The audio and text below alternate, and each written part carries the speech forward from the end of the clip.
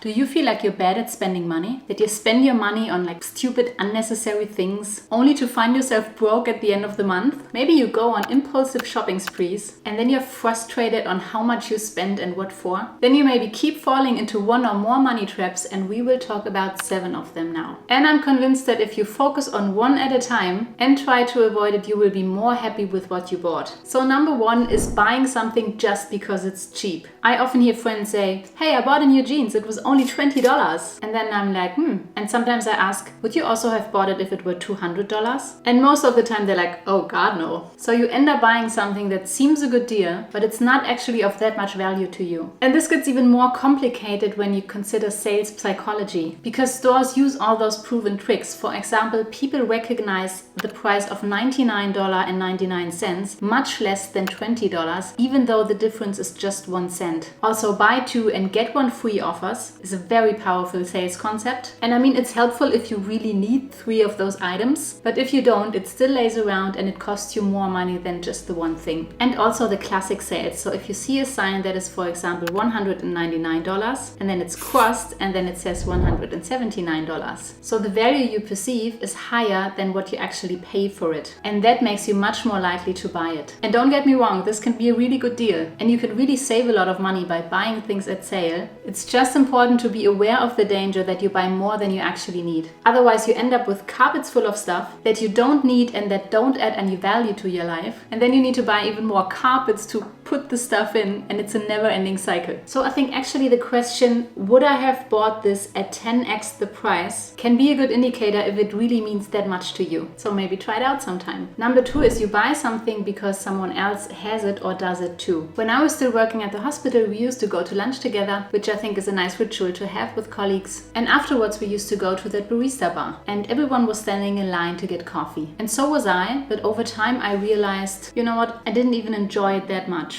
I occasionally enjoy a nice cup of hipster coffee, but I don't need it every day to get through my day. Also, I don't want to make it a habit because it just messes up my sleep. Learned this from Matthew Walker. And also, each time I went there, a cup was wasted because it was a hospital and out of hygiene reasons we weren't allowed to bring our own cup. And also it was a few bucks adding up over the month. So I eventually quit it, and what was actually the hardest part of it was to not stand in line with the others. And this may sound weird, but being with a community is a very strong and basic human need, and it can even show in little moments like these. And I think we often underestimate the influence that other people actually have on us. And the coffee example is probably a more subtle one. And by the way, this wasn't just about the money, because I mean the coffee didn't like bankrupt me, but it was realizing that I spent unconsciously for something that I didn't even enjoy that much. And this can also be the classical keeping up with the Joneses by buying a car or buying a house or other expensive things just to show that you can keep up. And especially when it comes to bigger purchases, this can have real financial consequences for you. And I think one way to avoid it is to ask yourself, would I also buy this if no one else was around? Number 3 is hitting the like button if you enjoyed this video so far. Yeah, okay. The real number 3 is you buy something in a bad emotional state. Maybe you've heard this before. You had a bad day at work, your boss complained about something, you had an argument with a colleague, and then when the day is finally over, you go to the shopping mall. There's even a name for it. It's called retail therapy. And what it does is that this impulse buying leads to instant gratification, and it gives you this dopamine hit that makes you feel better, at least in the moment. But unfortunately, it will wear off quickly. And maybe instead you can find something else that calms you down after work that doesn't necessarily involve spending money. Number 4 is you buy something on a credit card without immediately balancing it out. Now, credit cards are called like this because they give you a credit. And if you don't pay in time, you pay interest on it. So I was growing up and also still live in Europe, and I learned to not even use credit cards because they really don't have that much benefit. So paying with a debit card is quite enough. But when you're living in the US, it's actually important to have one because it builds your credit score. That's actually different in Europe. I think one of the problems is when you have multiple cards, then you're more likely to lose overview when you have balances on each. So I would probably recommend to keep between 1 and 3, and then you could make it a habit to pay them off quickly. For example, right after you go shopping and you pay paid with your credit cards, you can go to a nice cafe afterwards and celebrate all the things you bought. I'm very big on enjoying things like this. And then during sitting there, you can balance them out immediately on your phone or on your laptop. This can be a nice ritual if you don't use them regularly, and it will also lead to you not buying something that you cannot cover right away. Alternatively, when you use your credit cards very often, you can just make an appointment with yourself each month, for example Sunday morning, and you do it at home and you make yourself a nice cup of coffee or a cup of tea and then pay back all the open positions. Number 5 is to buy out of convenience. Imagine you coming home from a long day at work, you're exhausted, the fridge is empty, oh trust me, I know that story, and you order in takeout. Or maybe you go to dinner with your friends after work, and it's totally understandable, but it can also eat a hole in your pockets. So at least for your finances, it will be the better choice to plan your meals, plan a grocery shopping beforehand when you're going to do it during the week, and also limit the numbers of ordering takeout or eating out. Of course, this does depend on your budget and your goals. So if you already have a lot of money and it doesn't make a difference to you or your lifestyle when you go eating out, then this doesn't apply to you. Or if eating out is really that important to you and you plan it within your budget, then of course it's also fine, as long as it's a conscious decision. Number 6 is you fall for subscriptions easily. And that is subscriptions for streaming services, for apps, for magazines, for software. And here again, we do have some sales strategies that make it easier for you to sign up. For example, free trials or also automated renewals. And those subscription costs can add up quickly. And that's especially unfortunate if you don't even use them. So to go around this one, I would recommend to review all of your subscriptions at least 4 times a year and then cancel all the ones that you don't use anymore. And what a friend of mine does is as